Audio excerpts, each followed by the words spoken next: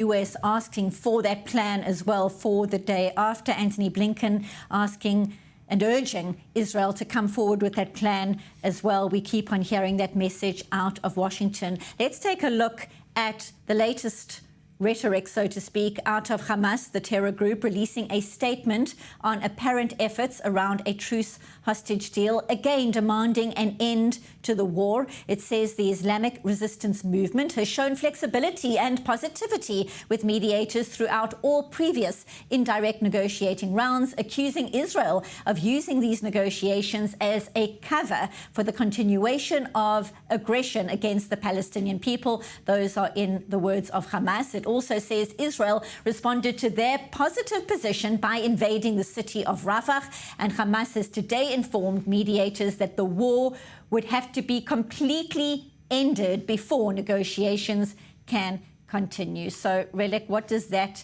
indicate to you about where things stand, the families of the hostages waiting for word on possible movement on a deal that would allow for the hostages to get back home where they belong, 237 days since they were abducted from southern Israel? Your insights into what we just heard there out of the Hamas statement.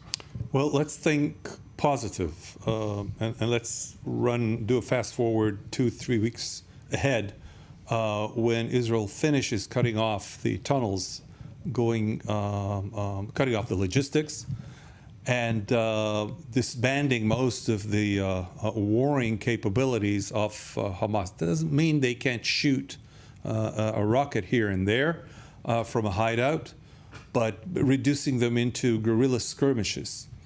Are we going to be able to put pressure on Sinwar himself? Do we know where he is? Is he encircled by some of our hostages who are actually his playing cards? Are all the hostages in Gaza itself, or were they moved outside of Gaza somewhere in the Middle East?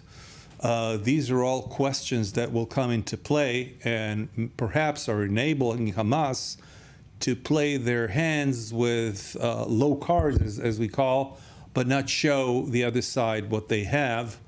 And they're part and parcel of the Iranian onslaught with their proxies. And so they're putting all kinds of pressures, including South Africa, through The Hague.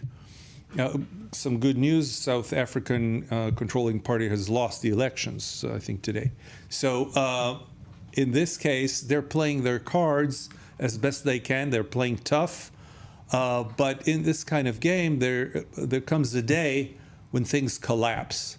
This may not be good news for the hostages, certainly not for the soldiers and the 20 to 30-year-olds who are captive that will be released at the end of the war, whenever it does appear.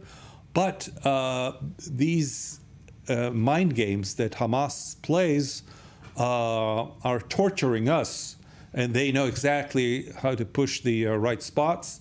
So we need to grit our teeth, and I wish our government would be able to show more empathy to the families of the hostages. That would certainly ease the pressure.